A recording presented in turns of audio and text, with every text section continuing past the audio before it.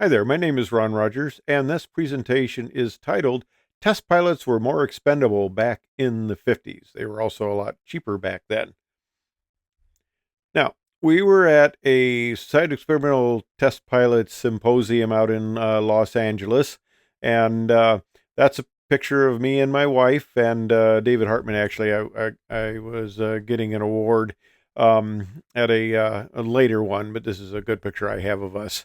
And that guy, he doesn't have gray hair, and he looks a lot younger than I do now. But anyway, we're out at the symposium. My wife is out there, and we're attending some of the major events. And the room we were staying in the hotel, there was a gentleman who had the room next to us, and we would see each other kind of coming and going. A older gentleman, nice guy, almost looked like a high school principal or something like that, like a lot of the test pilots did. It's kind of funny. They don't look like crews that much. But anyway, we would say hi to him, and in these symposiums, they have a Saturday morning. Now, this was back in the late 90s, and I tried going to the SCTP Site Experimental Test Pilot website. This is ancient history. They don't have any of the stuff that far back. And so I don't remember the gentleman's name, and I couldn't even find it on Wikipedia or that.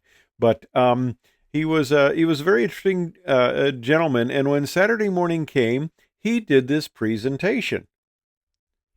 And this presentation, it was about a test program where they put F-100s on this little mounting device, and they put a rocket motor under it. And I mean, this isn't JATO, not jet assisted. This thing launches you from a dead start.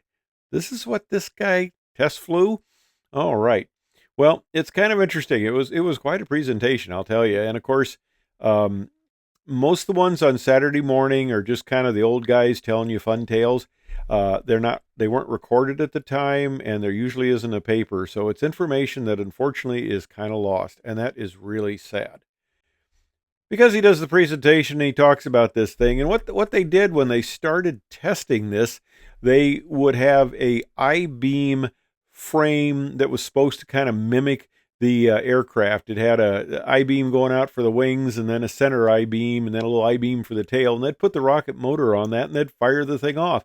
And the test pilot was talking to the engineer, and he said, "Do you have any film of your test flights with this thing using the mock-up?" And he says, "Oh, you don't want to see those." And he goes, "Why?" He says, "Oh, the engine's exploded all over the place. You don't want to see that." And he goes, "Well, that gives me a lot of confidence."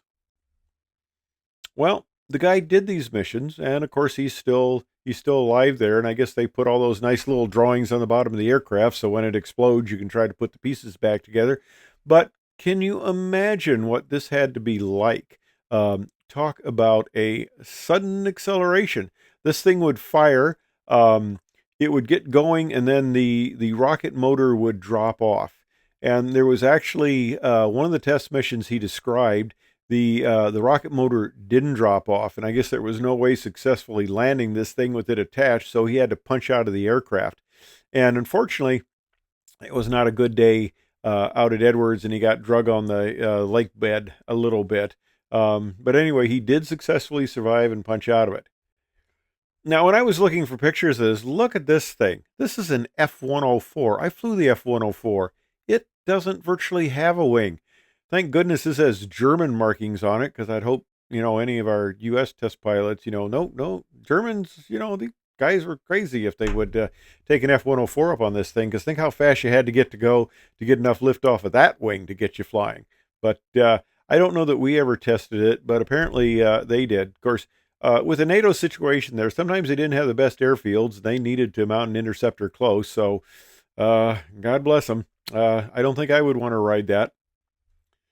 But anyway, the test mission concluded, and they decided that, well, you could do this. I don't think it ever went into large scale production of any sort, but it was an interesting test mission, and it just goes to show you, like you said, the early test pilots were much more expendable, because I doubt if you can get a program like this probably approved today. I think it would be just a little too dangerous.